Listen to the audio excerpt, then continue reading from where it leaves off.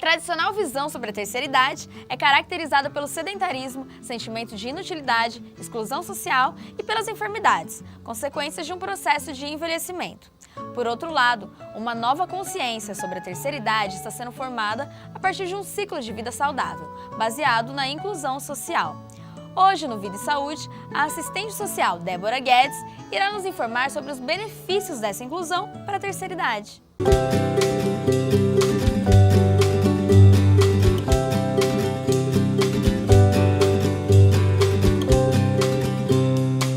Débora, seja muito bem-vinda ao programa, ao Vida e Saúde de hoje. Obrigada pela sua participação aqui.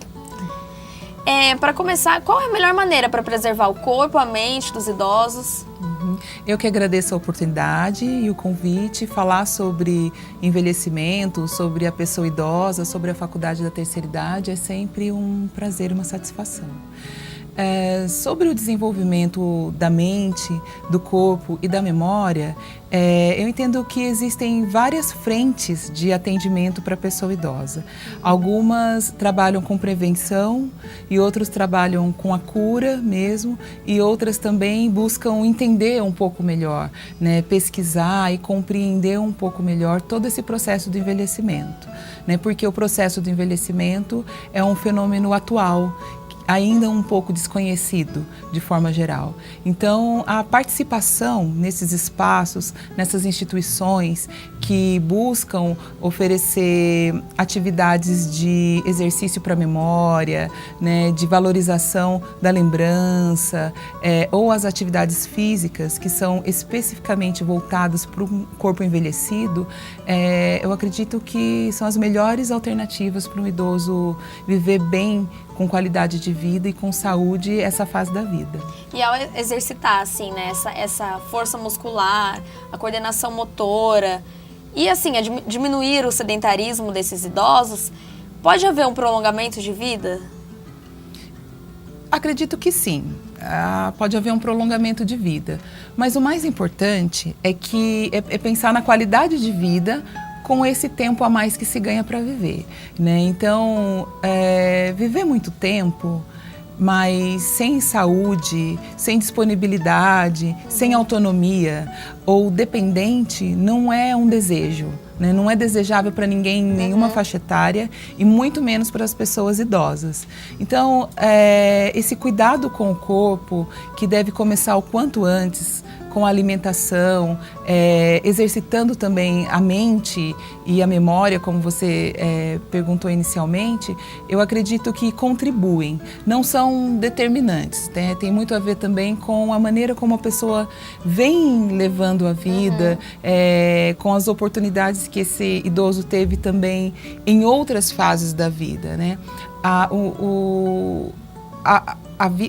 A fase da velhice, ela não começa da noite para o dia, né? Ela não se inicia quando o indivíduo completa 60 anos ou 65 anos. Ela é o resultado de todo um tempo já vivido. De todo o processo, de todo um processo. Então, pensar que a pessoa no auge dos seus 60, 70, 80, 90 anos vai iniciar um cuidado com a sua alimentação, um cuidado com o seu corpo, né, e com a sua memória, contribui para uma qualidade de vida? Contribui, mas o quanto antes iniciar, certamente será bem melhor. É importante falar que não é assim só as atividades do grupo, as atividades que eles exercem que vão mudar, né? Tem que ter uma alimentação saudável. Com certeza. Uma rotina, né, em casa. Com certeza. E aí também a gente precisa pensar, eu sou assistente social, eu não consigo deixar de pensar nessa perspectiva, naquelas pessoas que não têm acesso, né?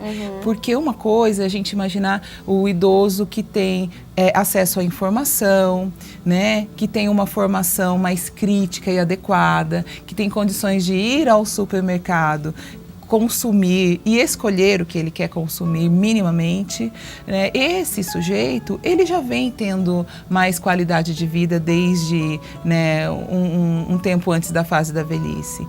O que é preocupante, Patrícia, são os idosos que são vulneráveis socialmente, os idosos empobrecidos, que não têm condições sequer de imaginar o que é uma dieta, muito menos de fazer uma dieta adequada, né? E às vezes vezes a sociedade, né, tem a expectativa de que é fácil, é prático, né, e nem sempre é assim, porque além da falta de acesso, tem um aspecto cultural que determina também as escolhas de uma pessoa, né, e na fase da velhice isso é muito perceptível, né? Isso é bastante relevante. É muito complexo, né?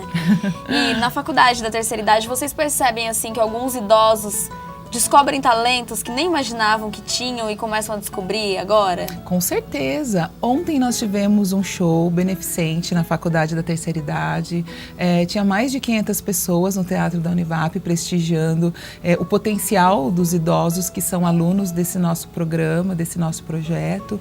E eu acredito que a palavra seria potencial, né, que se representa enquanto talento, mas é um potencial que já está dentro do indivíduo, né, e que devido à história de vida dele, ou até por falta de oportunidade, né, não exerce, não desenvolve, não aprimora. Às vezes ele até tinha vontade, né, Com antes, certeza. mas não tinha essa oportunidade. Às vezes ele já reconhece, ele já percebe que tem essa facilidade, uma facilidade de cantar. Nós temos alunas na Faculdade da Terceira Idade que foram cantoras do rádio, aqui em São José dos Campos, na década de 70. Né? Nós temos alunas que buscaram uma atividade de dança de salão no Centro de Dança Val Garcia. Ele é parceiro nosso, é professor de dança lá na Faculdade da Terceira Idade, e hoje dançam tango lindamente, ou até mesmo um outro tipo de atividade, como a própria terapia ocupacional, o teatro, e de todas as atividades que são oferecidas na Faculdade da Terceira Idade, o idoso se colocar na condição de aluno e entender que ele pode aprender e exercitar no dia a dia esse aprendizado que ele recebe no programa Faculdade da Terceira Idade, no nosso projeto. Eu acredito que é o potencial, o talento mais importante, porque vai contribuir não só para o desenvolvimento de mente, de memória, mas para o desenvolvimento desse idoso como pessoa. Como pessoa. E além do Val Garcia, quem mais são os parceiros de vocês? Nós temos vários profissionais que são nossos prestadores. O Vanderlei Alvarenga, temos o professor Caniza, do coral, ele é professor da Univap, ele é maestro. Nós temos os professores, vários professores aqui na Univap, professores da Faculdade de Ciências da Saúde, do curso de Nutrição, do curso de Terapia Ocupacional, de Fisioterapia, e também outras instituições, né? Nós fazemos uma parceria muito interessante com o SESC, aqui em São José dos Campos, com a própria Casa do Idoso. E também nós temos professores, não só de oficinas, mas professores que são contratados para ministrar algumas disciplinas, como professores de Direito, de Filosofia, de Português e Literatura. Então é uma assistência muito ampla, né? É uma assistência muito ampla. E no caso de inclusão digital, é muito difícil para eles pegarem no ritmo, porque assim, tem alguns que nunca tiveram, né, essa oportunidade de mexer no computador ou nos aplicativos do celular, por exemplo. Tem que exercitar, assim, a coordenação motora para pegar no mouse, por exemplo. Como que é esse processo?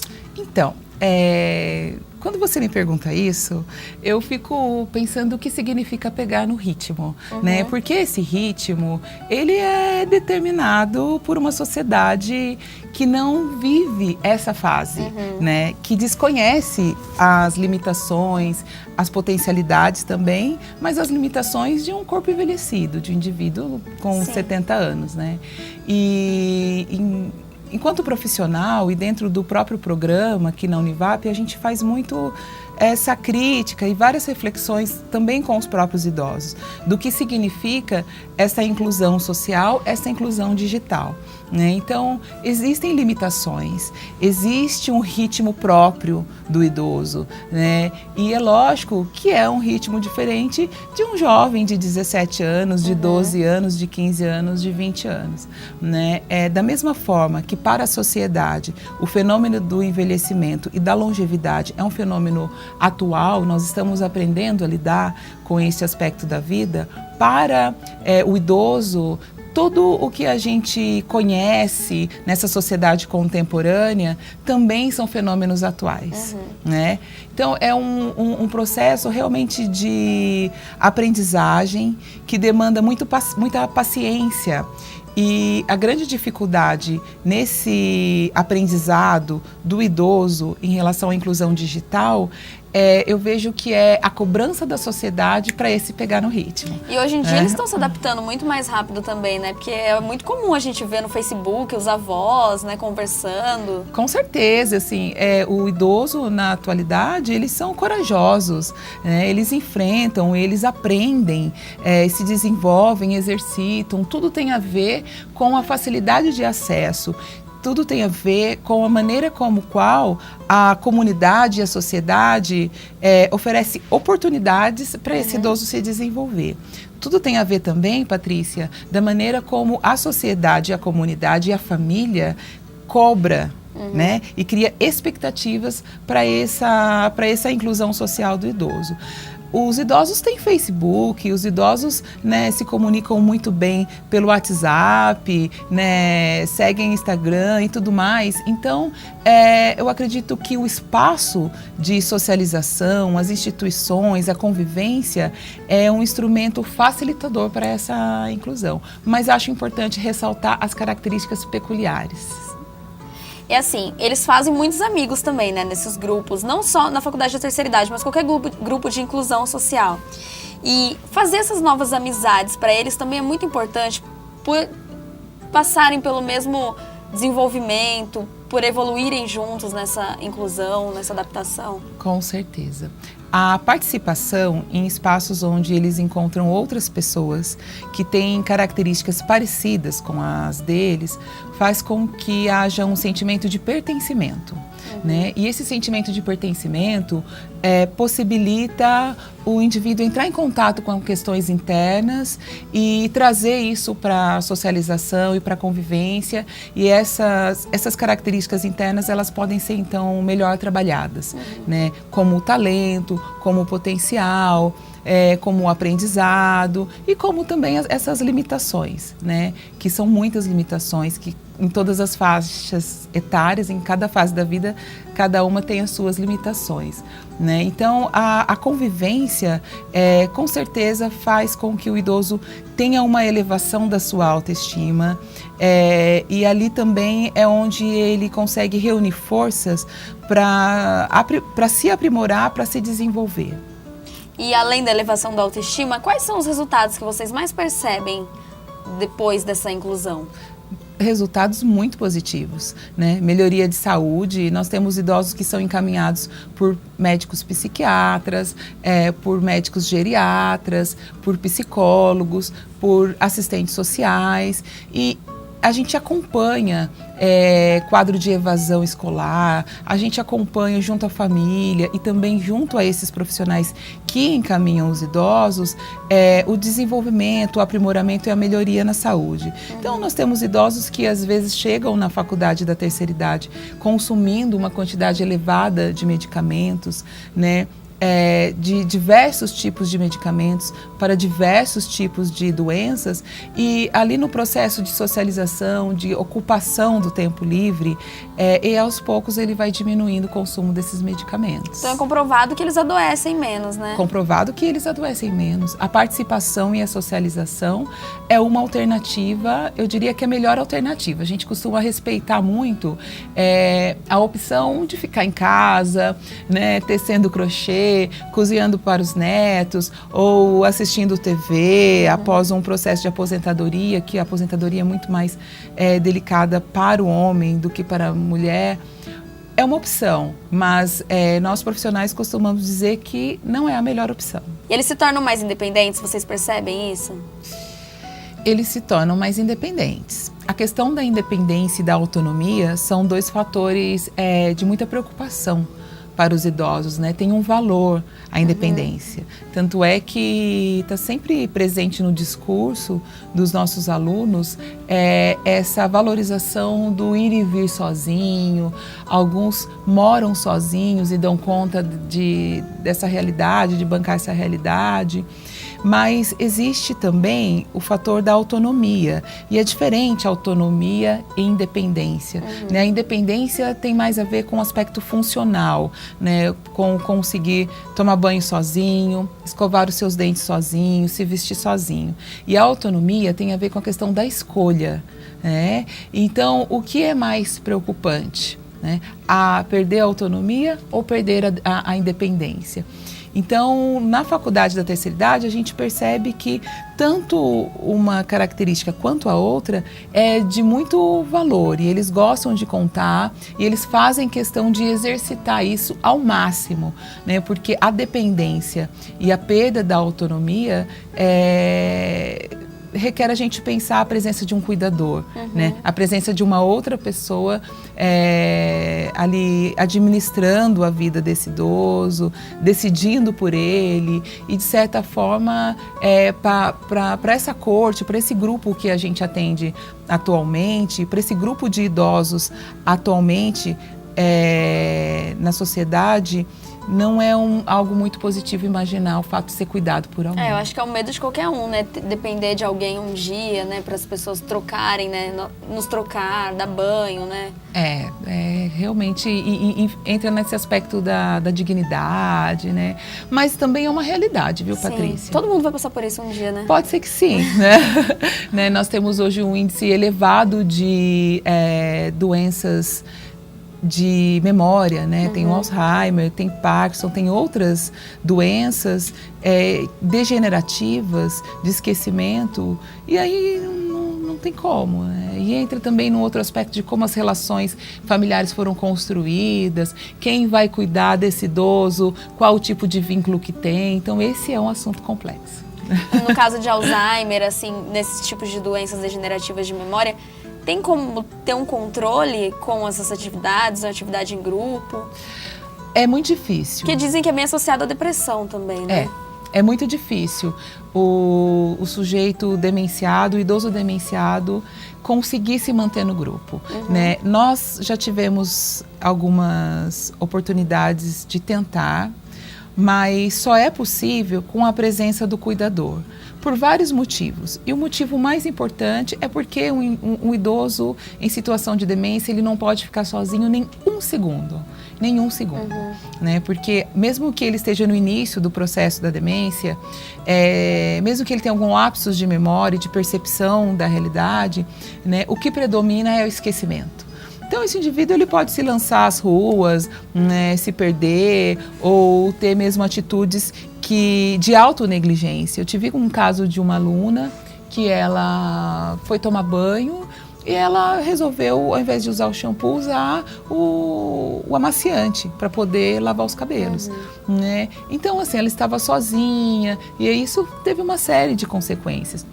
O famoso esquecer o fogão ligado. Então, o idoso ele coloca a sua própria vida em risco e a vida daqueles que estão por perto. Então, o idoso em situação de demência, Patrícia, ele precisa ser protegido dele mesmo e ele tem direito a este cuidado.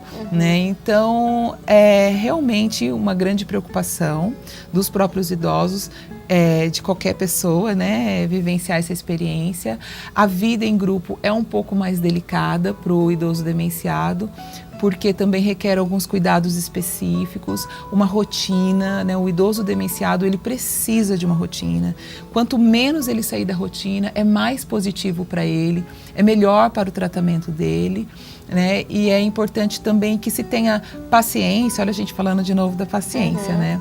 Mas paciência para o que pode acontecer ali, né? Geralmente a gente tende a ficar corrigindo, né? Enquadrando o idoso, não faz isso, não fala alto, agora a gente vai ter que trocar fralda, geriátrica, então não dá para ir no restaurante. Então, aquela pessoa que cuida tem que se lançar a cuidar mesmo, né? E a oferecer uma atenção, e eu diria que um carinho também, para que o idoso tenha menos ansiedade, né? Se perceba aceito. Sinta mais confortável, Sinta-se mais confortável, porque a questão da demência e do esquecimento não interfere no sentimento e na percepção emotiva do idoso.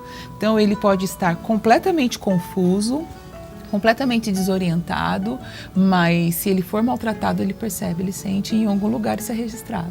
Agora, voltando aos idosos em geral que participam dos grupos, vocês percebem que os objetivos de vida deles mudam? Por exemplo, eles começam a pensar agora em atividades mais ativas ao invés de ficar em casa fazendo crochê, agora eles pensam em viajar. Com certeza. O espaço de socialização é, assim, super estimulante. Eu costumo dizer que, assim, a melhor qualidade de um programa social para idosos é também o seu maior desafio, porque o idoso em programas sociais, como o da Faculdade da Terceira Idade, por exemplo, ali o idoso é o ator principal. Então ele é convidado, ele é estimulado, ele é valorizado a oferecer o seu melhor, a perceber, entrar em contato com o seu melhor e exercitar isso. Inclusive exercitar a sua cidadania, né? Então, o idoso hoje ele tem conhecimento do Estatuto do Idoso e ele, na medida que vai se sentindo seguro, exercita essa cidadania junto da sociedade, pelos espaços por onde ele vai, no banco, né, no médico, no consultório médico, junto no próprio grupo, né, de idosos e principalmente com a família, né? Então, essa segurança, esse exercício de cidadania, essa percepção da sua valorização enquanto pessoa, faz com que o idoso fique mais à vontade, se solte mais, né? E esse também é um desafio, porque qual a medida desse se soltar mais, né? Onde a gente pensa numa sociedade que a gente não vive sozinho, né? Então essa é uma grande preocupação atualmente dos profissionais gerontólogos, daqueles que trabalham com as pessoas idosas.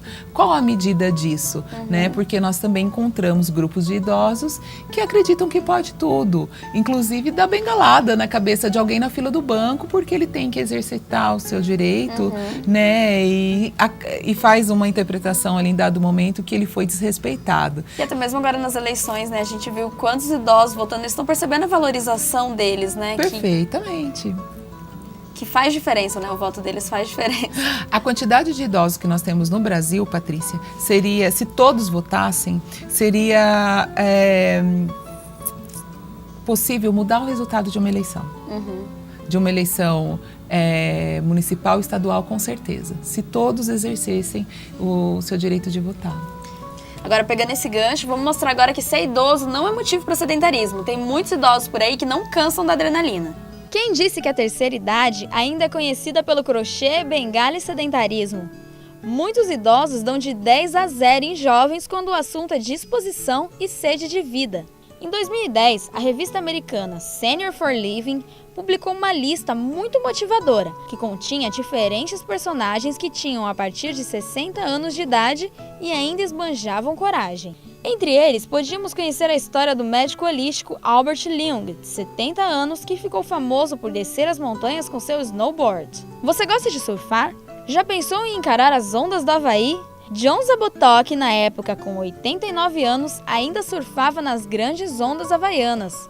Hoje, ele prefere praticar algo mais leve, como stand-up paddle. Ainda na mesma lista, o americano Lloyd Ken domina os asfaltos estadunidenses com seu skate. Aos 76 anos, o medo de cair não faz parte de sua rotina. E o Brasil não está atrás. Quem já ouviu falar da macapaense Aida Gemac, que entrou para a história ao saltar de paraquedas aos 103 anos? A vovó brasileira entrou para o Guinness Book por ser a pessoa mais velha do mundo ao saltar em salto duplo de uma altura de quase 3.000 metros de altura. Com exemplos como esses, é possível perceber que velhice não combina com idade, e sim com disposição. O que os diferenciam dos jovens é apenas alguns anos e muita experiência. Muito legal, né, Débora?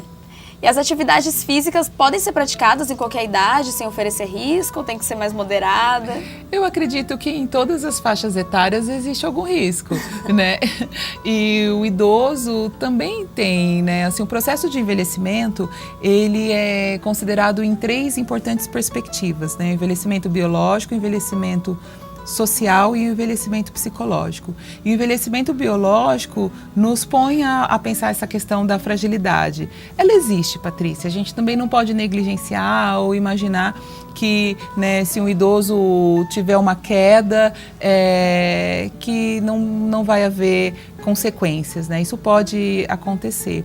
É diferente de um idoso cair e de um jovem de 15 anos cair, né? Acredito que o jovem de 15 anos tem lá os seus riscos, mas o idoso também tem. Mas acho que hoje em dia existem muitas atividades adaptadas, né, para essas necessidades dos idosos. E isso precisa ser realmente divulgado, né, e os idosos também precisam se lançar a fazer contato com essas experiências para que haja cada vez mais. Então, eu apoio muito e acredito nas atividades adaptadas, né? Essa ideia da participação do idoso pela participação de maneira irresponsável, né, particularmente eu tenho um pouco de questão. Você acha que é um pouco de loucura eles andarem de skate por aí, pelas ruas? Desde que coloque todos os, né, capacete, cotoveleira, tornozeleira e tudo mais, eu não vejo problema. Eu só acho que a gente não pode perder de vista que é um idoso Sim. andando de skate. A gente vai para um rápido intervalo e já voltamos com a assistente social Débora Guedes falando sobre a inclusão social na terceira idade.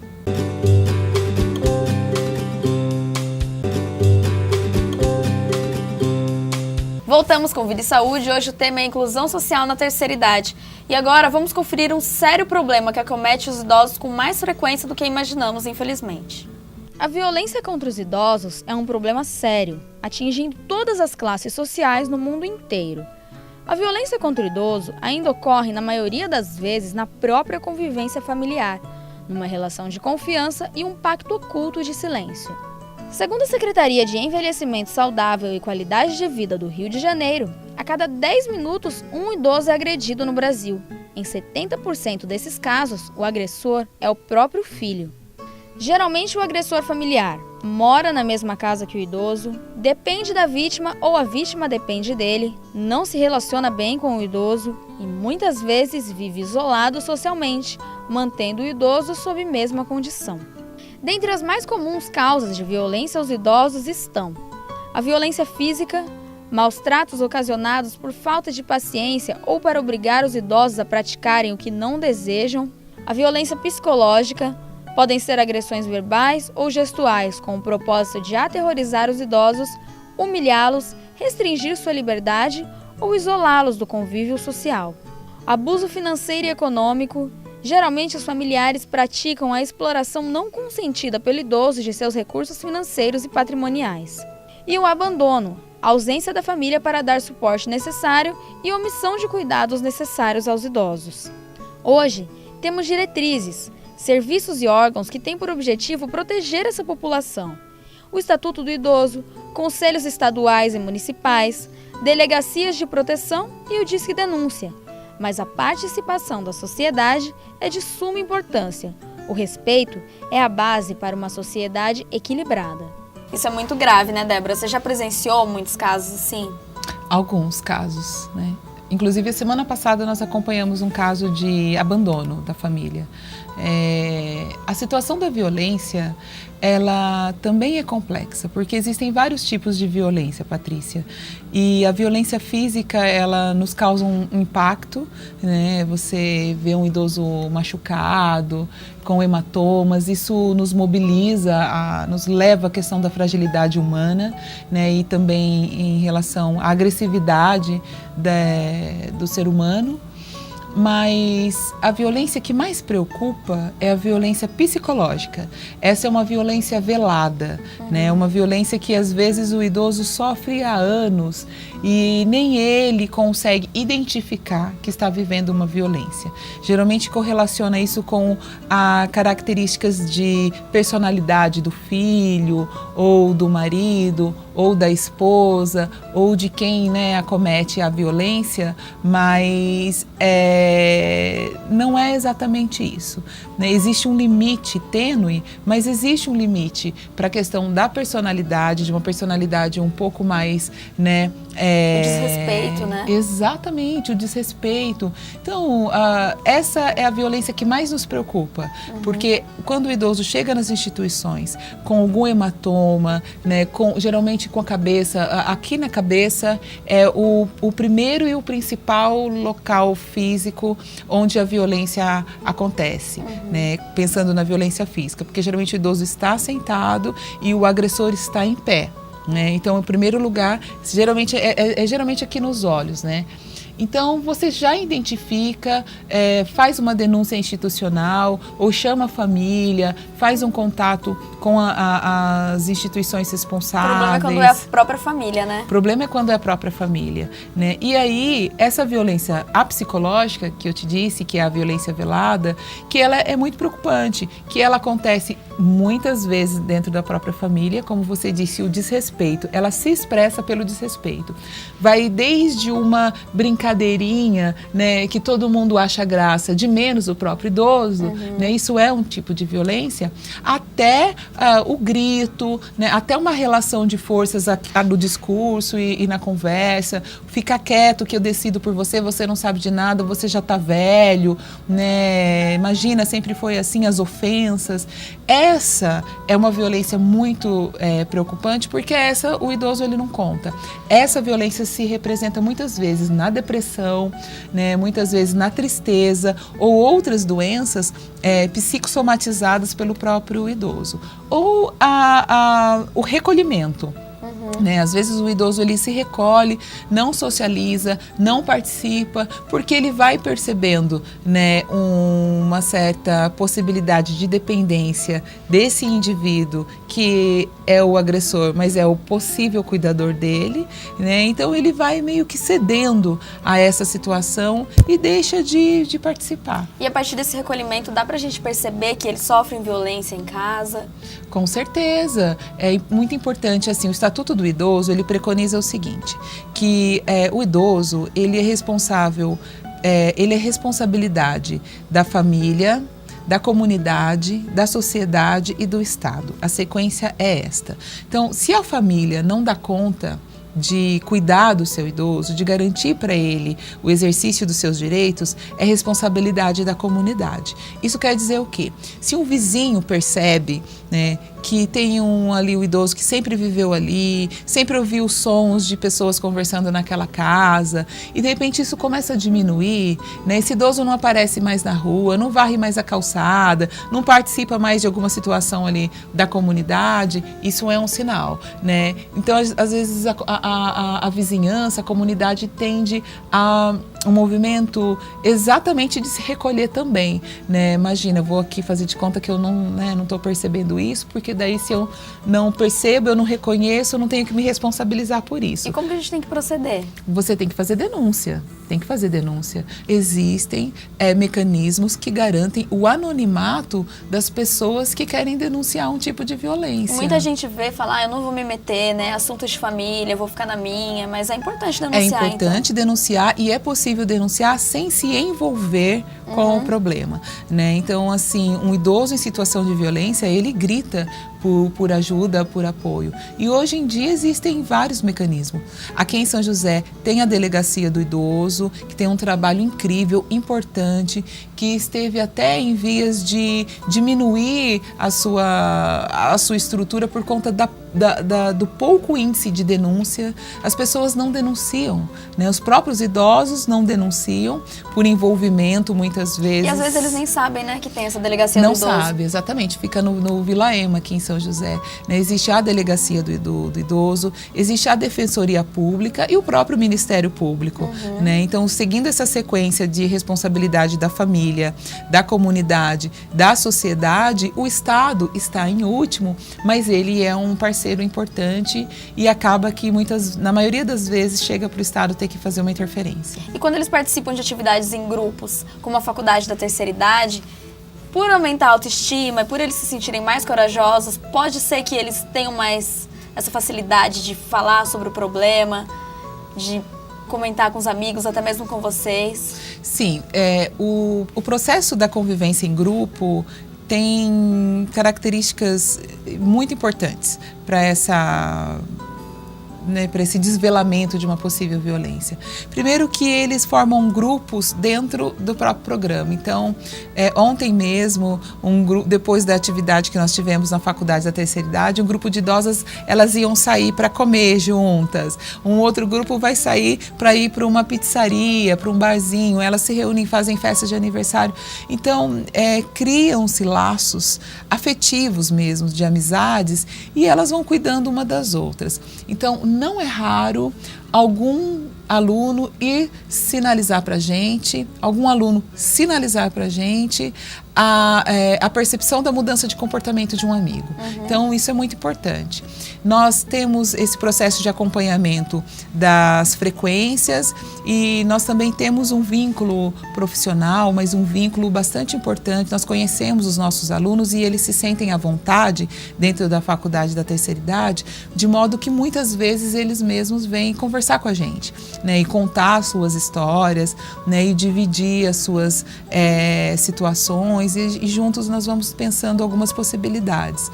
Né? Então, nós também estamos atentas e observando. Né? A gente vai, na medida que a gente vai convivendo com esse grupo, a gente vai percebendo o jeito de cada aluno. Né? E os professores, eles são também importantes aliados nesse processo. Então, é de fato um processo, uma equipe que está antenada e atenta ao comportamento do nosso aluno. Como eu te disse, ele é o ator principal. Né? Estamos todos por conta deles. Agora devem ter muitos idosos curiosos para saber sobre a Faculdade da Terceira Idade. Você pode explicar um pouquinho mais esse projeto? Quais são as atividades oferecidas? Com certeza. Falar sobre a Faculdade da Terceira Idade é uma alegria, um prazer. Bom, é um programa que existe há 25 anos aqui na Univap, é um programa social mantido pela Univap. Nós atendemos atualmente cerca de 500 idosos.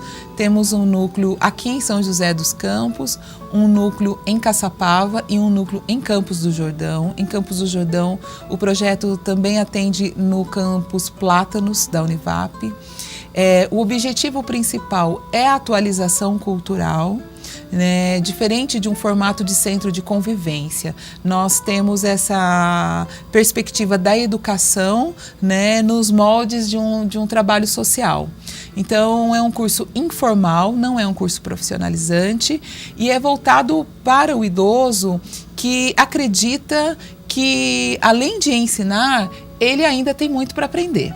Né? Então, esse é o objetivo principal. Para atingir esse objetivo, nós trabalhamos da seguinte forma. Nós temos aulas expositivas e oficinas, que são opcionais. As aulas expositivas são as atividades que garantem o programa no formato como ele é, um curso escolar, né? Um curso de educação. Então, ele tem aula em sala de aula, na carteira, com o professor, segundas e quintas-feiras, no período da tarde. Segunda ele tem 2 disciplinas, 2 aulas, e quinta-feira ele tem outras 2 disciplinas, outras 2 aulas com outros professores. E nós temos 2 cursos. Um curso se chama SEAC, Curso de Extensão e Atualização Cultural, e o outro é SEAT, Centro de Estudos Avançados para a Terceira Idade. O SEAC é dividido em 2 módulos, nível 1 e nível 2. O nível 1 funciona no primeiro semestre e o nível 2 no segundo semestre. Ao final de um ano, ele conclui esse curso, recebe o certificado com todas as pompas de uma colação de grau de uma graduação. Acontece no Teatro da Univap, é um momento emocionante, único, onde vão os familiares, amigos, e a gente pode celebrar com o idoso essa conquista de receber um certificado. Né? E depois que o idoso passa por esse curso SEAC, né, e cola o grau e recebe esse certificado, se ele quiser, ele pode continuar no SEAT, que é o curso avançado. modo de dizer, né? Ele continua tendo as aulas expositivas, segunda e quintas, só que no SEAT a gente trabalha mais a atividade da multiplicação.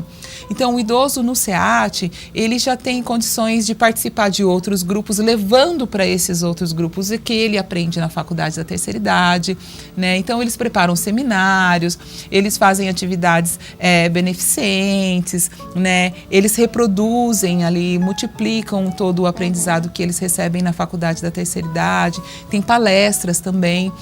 Né? Então é um público assim que vai sempre solicitando mais do programa, né? Nós temos idosos que estão lá há mais de 10 anos, já se formou e permanece. Pode continuar participando, então. Pode continuar participando. E qual a idade mínima para participar? Qual a escolaridade, se eles quiserem entrar? Então, a idade mínima é 45 anos, muito jovem, porque nós atendemos também, nós fazemos um trabalho de preparação para aposentadoria, nós atendemos aquelas pessoas que começaram a trabalhar muito jovens e se aposentaram muito jovens e, né, se encontram nesse formato de educação, gostam de aprender, gostam desse clima da universidade, né? Então nós trabalhamos com as pessoas que acabaram de se aposentar, mas nós temos alunos com mais de 90 anos. A idade que prevalece é a idade de 60 anos, né?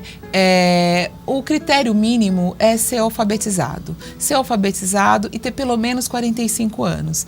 Né? Então, como é na área da educação, mas é também um projeto social, os professores, os profissionais que trabalham com esses idosos, eles preparam uma aula, ou as oficinas também são preparadas de uma maneira também adaptada, né? Desafiadora, mas também adaptada, porque o que une essas pessoas dentro da faculdade da terceira idade é a busca por um envelhecimento com mais qualidade e atualização. Com certeza. E como que eles devem proceder para entrar nessa faculdade da terceira idade? Qual o custo?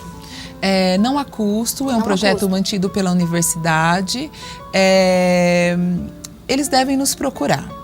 O telefone é 3928-9850 ou pode ser pelo e-mail FTI, F de faculdade, T de terceira I de idade, né? fti@univap.br. As inscrições serão em março do ano que vem. Nós estamos encerrando agora este ano de 2014. Voltaremos em fevereiro, né, com o processo de planejamento e em março iniciam as inscrições. Tem algumas documentações que ele deve levar, né, uma foto 3x4, comprovante de residência, né, o RG, também nós estamos vendo a questão de uma taxa que é de matrícula, que é ali para um investimento nas atividades para os próprios alunos, porque nós temos as oficinas também opcionais que eu gostaria de falar, que acontecem terça e quarta, né? Terapia ocupacional, dança, teatro. Essas oficinas são oferecidas para os alunos que estão devidamente frequentando as aulas expositivas. Ah, que bacana. Quais mais? Como que o Vanderlei, por exemplo, né, que é de uma agência de modelos, como que ele entra nessa faculdade de terceira idade? É incrível o trabalho do Vanderlei e o trabalho do Val Garcia, porque são as oficinas que trabalham diretamente na autoestima, né? Então eles oferecem as oficinas. O Vanderlei Alvarenga, a oficina de modelo e manequim, e o Val Garcia, ele faz a oficina de dança, né? São duas oficinas que têm uma participação intensa, maioria das mulheres, mas tem também alguns alunos, homens.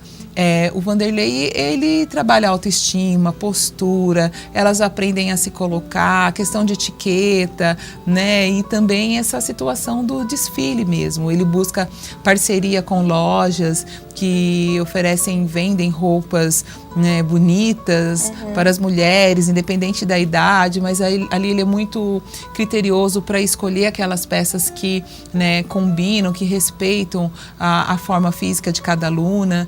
E o Val Garcia oferece essa oficina de dança dentro do projeto, que também é uma oficina onde os alunos ficam felizes de participar, né? Eles adoram dançar, sentem-se maravilhosos, né, com saúde. Débora, muito obrigada pela sua participação hoje. É um tema muito importante para todos nós, né? Porque todos vamos ser idosos um dia. E respeito é fundamental, né? Com certeza. Eu que agradeço a oportunidade, né? Nós estaremos sempre à disposição. Convido a todos para conhecer a Faculdade da Terceira Idade, conhecer o potencial dos nossos alunos, né? E agradeço novamente a oportunidade. O Vida e Saúde fica por aqui. Até o próximo programa.